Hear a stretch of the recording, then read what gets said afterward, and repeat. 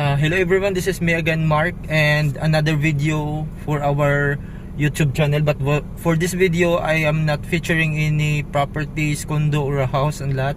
Instead, I want to feature one of the mountainous barangay, public residential barangay of Cebu City, which is this one, the Buhisan, here in Cebu City. Buhisan Tisa, Cebu City. So this is one of the like crowded barangay, and sige lang, as we go on this trip you will see why this one I can say that it's mountainous public residential. So let's go try. This one is sapa na siya diri, no? Na siya sapa diri. And let's go. I decided to take video of this though kay basin any of you watching my channel, maybe you're wondering, I always feature nice places sa Cebu, like nice subdivision. And for this time I want to feature also kay on my YouTube channel I already feature some nice subdivision like the Monterasas, the Maria Luisa. Yeah, those are nice subdivision. And natay kasugata nga auto maglisod na kay bakilid kaayo ni diri. So na mga nice subdivision, and this time I would like to feature dili sad siya nice, nice gyapon siya kay mountain to. So look at that, mountain jud kay ni diri, but it's not a private subdivision, it's not a well developed subdivision, instead it's a public residential. Tanawa bukid kay ni diri. This is Buhisan, part of Buhisan in Tisa, Cebu City. I remember before the pandemic, because I lived in Tisa for how many years, for more than 10 years, and I live in Barangay Tisa for more than 10 years. And kay namdum ko ay mag-jog man ko. I have friend nga every early in the morning we go jogging, and diri mi, instead of jogging sa highway, diri mi go jog sa diri Buhisan. And I remember this area here, grabe ka gamay, very tight, the road is very tight, and it's not cemented. Kung naa kay kasugata, just like this one I am driving and there is another vehicle approaching, lisod kaayo kay mag-banking, mag-balance mo kinsang sa makaigo sa inyo, ha. Kay dili ni siya ingon ani ang dalan sa una. Sa mga nakapuyo diri kay balago na sila. So karon kay okay na, okay, simentado na, tapos lapad na pud na two-way na, duha na ka makaigo ng kaya bukid kayo. So you cannot say nga I only featured nice subdivision, develop private subdivision, mountainous subdivision like Maria Luisa, Monterasas, Beverly Hills. Yeah, those subdivision very nice. And this one kay mountainous sad siya, pero dili siya private develop, and it's not like luxurious like those subdivision like in Talisay, the Kishanta, or in the Vista Grande. So ingani sitwasyon niya diri. Sa una kay lisod jud kay ni diri. Anyway, sa una kay most of the people here kay ang ilang mga sakyanan kay mga kanima mga motorcycle, and some people na sila mga multi-cab, but those mga slim mga multi-cab kay kung naa kay pick up sa una dire, like na kay Raptor, ambot lang unsag yun, maglisod jud ka.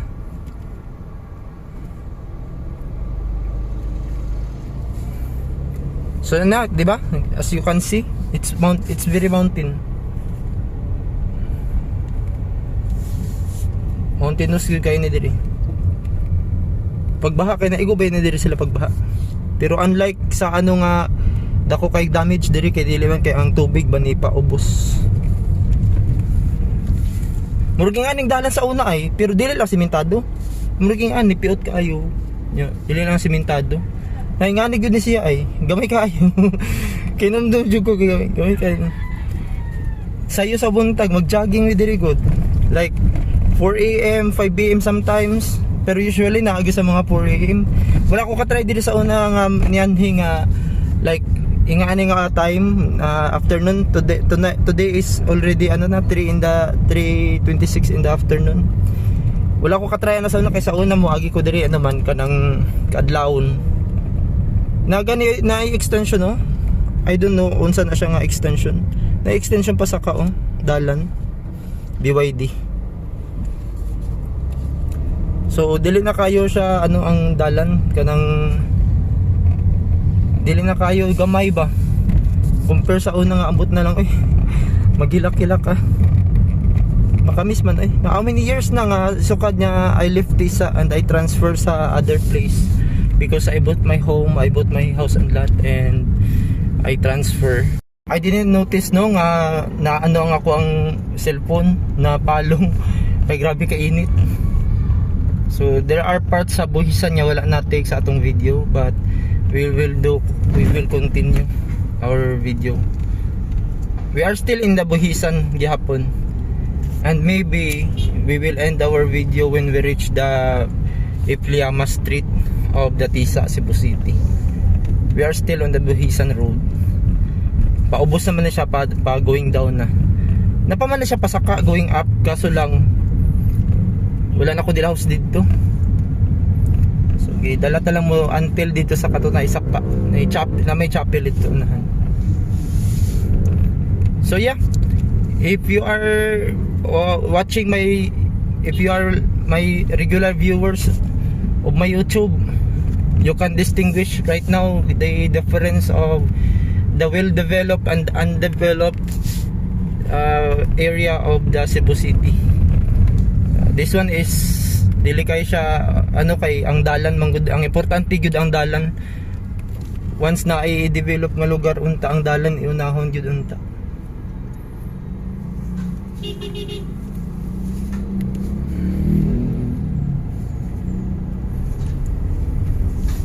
Nya ba ka parehan wala may gani karon kay na okay ang dalan kay sa una wala kayo na plano gampirting gamayas dalan yan na kay badlungon na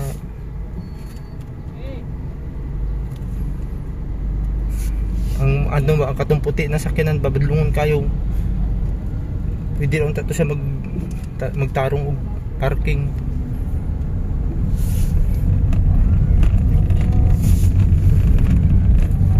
Kani dire kay murag okay na dire. Nanay ilang church di ay. Mary's Help of Christian Parish.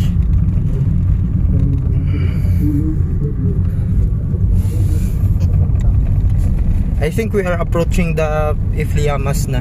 Almost we are approaching the Ifliama Street. Medyo dako-dako na yung dalan dire. Okay, sa una ingani gini dalan dire sa una dako-dako na dili lang kay ito simentado pa sa una. Rough road lang pero lapad ang dalan dire daanan ni nga dalan ingani ay. Na natin portion sa una nga it was developed na. Kana kay subdivision man na siya diyo BF City Homes Buhisan. Diya. BF City Homes Buhisan. And I remember once we finish the jogging mag-rest mi diri ay kanang puting shed. Mag-rest mi diri kay na may mag-jogging diri sa daghan pod dili laman kami. So sometimes those people nga mga makasabay na mo mag-jogging mag-rest sa diha. We gain friends. When they kadlawon like mga 5:30 already so pabalik nami sa Obos. Gikan ito sa taas. And those are the old times, no? Mga old time memories ba? Kaya I'm no longer living naman here sa Tisa. I was only renting an apartment here in Tisa before. And I rent there for more than 10 years. And this one is the Don Bosco. Don Bosco Don Bosco. The Gate of Don Bosco. So So mo to siya ang buhisan. If we will ano pa diretso pa dito pa sa taas pa na dito dako pa na dito, pero wala lang tanilaw sa just only show you the part of buhisan. Kita dako pa manggod na siya sa dito sa taas. And that's the, maybe you are taga Tisa, then wala tanaw ka sa akong YouTube channel, then medyo taod-taod na pud ka, wala ka uli diri sa inyo ha sa Tisa, wala na kay update aning buhisan. So this is the update of your barangay Tisa. Sa una pod kay gani kliyente man ako diri kay I was working in Globe Sad before, and mag-area pod ko diri sa una. I was not living yet in Tisa before when I was in Globe. I was in Mualbual, and my area is the province of Cebu.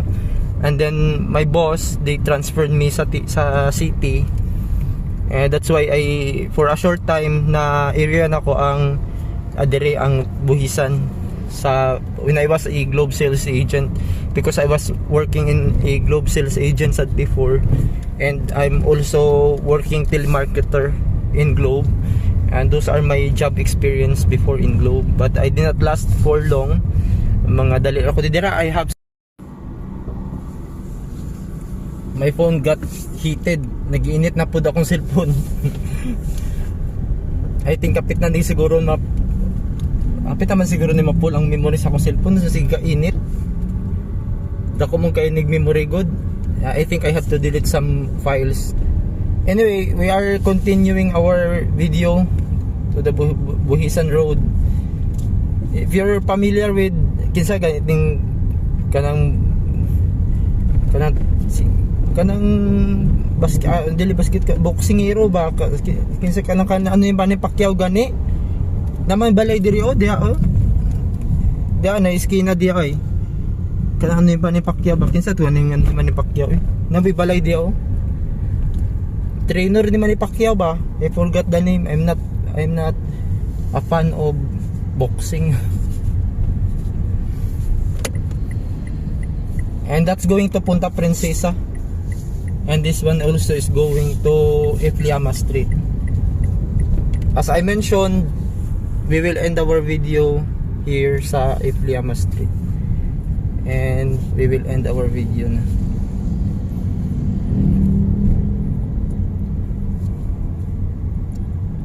We will end our video in Ifliama Street. Thank you so much for watching the video. You can leave a comment, and you can like the video. Thank you for always being there.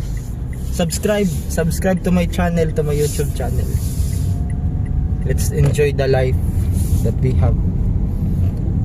This has been me again, Mark. Thank you so much. Bye bye. God bless you all. This is already Ifliama Street. I will end na lang the video sa Gaisano Tisa, so that you can see the Gaisano Tisa. Just to hear you yesterday. Tisa Elementary School.